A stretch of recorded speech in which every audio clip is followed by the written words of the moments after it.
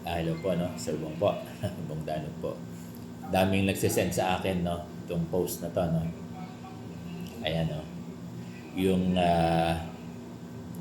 latest ng Bangko Sentral ng Pilipinas, sabi ng mga guro. Ang daming nag-send sa akin nito. Sir, parang ito na yung sagot. Pwede, no? Baka ito na. Ang sabi rito, Bangko Sentral ng Pilipinas, BSP, has asked lenders, di ba? Hindi borrowers, lenders, yung nagpapautang, to remove the repayment term limit for salary loans, di ba? Yung 3 to 5 years. Pag ni-remove, anong kapalit niyan? Alam nga naman less than 5. No. It is more than 5 years, no? So, baka ito na yun. Antayin na lang natin. Antayin na lang natin.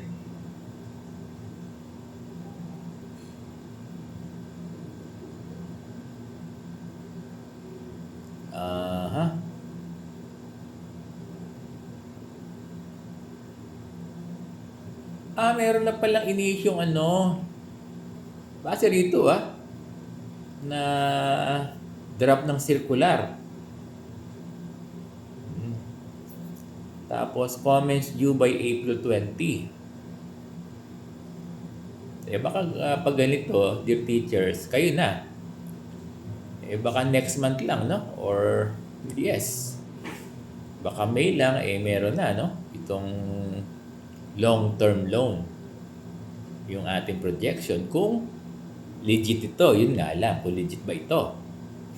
Tingin ko naman legit, no? Titignan nyo lang kung legit. Punta lang kayo sa website ng Bangko Sentral. Check nyo lang sa website ng Bangko Sentral kung legit, no?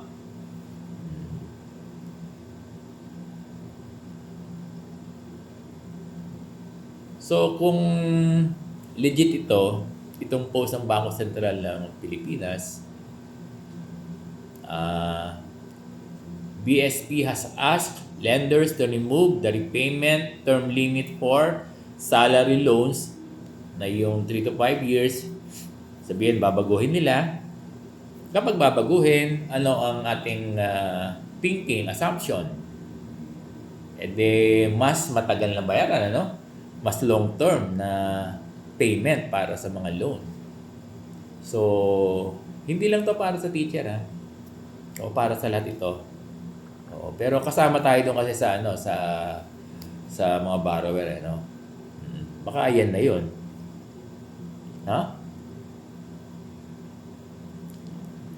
Kayo na mag-decide. Ang dami, circulated na yan circulated na sa social media. Talagang inaabangan nila yan, yung website ng Bangko Sentral ng Pilipinas. Particular yung ating mga guro. So, tingnan natin. Baka hindi na magtatagal at magpapa-loan na yung mga PLI, So, i-check ko rin, sa mga executives. I-check ko sa East West Bank, sa City Savings, Yan lang yung meron ako access I-check natin. Ready natin sa video kung totoo bang nagkaroon na ng drop ng circular, umikot na yung BSP tungkol dito sa ang tawag nila dito change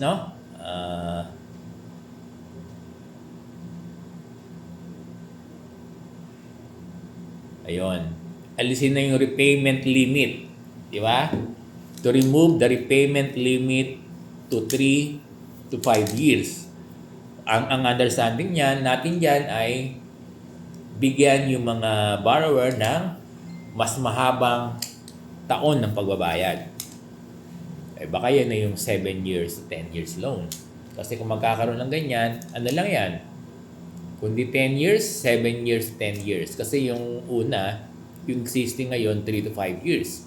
Baka itong bago, 7 to 10 years. Ngayon, magkaroon tayo ng due diligence.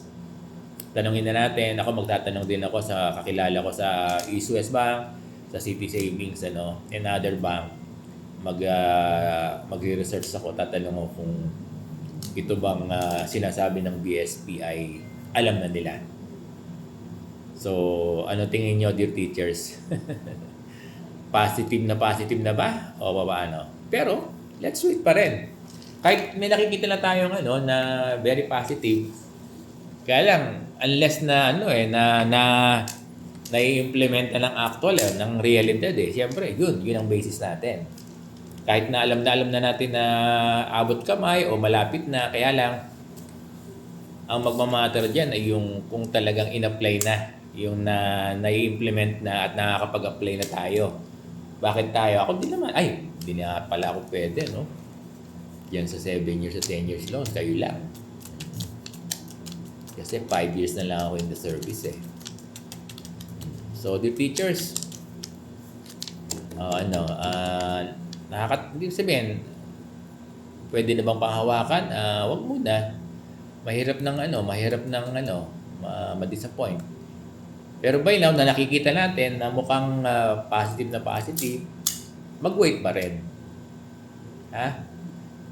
Hindi ko kayo binibigyan ng false hope. Sabi ko nga, kaya lang nagbabase tayo sa ang bilis ng developments no? Ang bilis ng development. So, isibihin, proactive yung BSP sa ganitong usapin. Hindi nila pinababayaan. Kasi from time to time, di ba? Halos araw-araw yata may mga latest posts sila. Yun nga lang, sir Bong, legit ba yan? Tingnan natin, magkaroon tayo ng due diligence kung legit yung post, no? Ang gagawin dyan ay pumunta lang tayo lahat sa website ng Bangko Sentral kung talagang legit yung post nila. Yun lang naman no? So, the teachers, wait na lang siguro tayo ng konti para dito sa 7 years to 10 years loan term o loan extension. Maraming salamat po.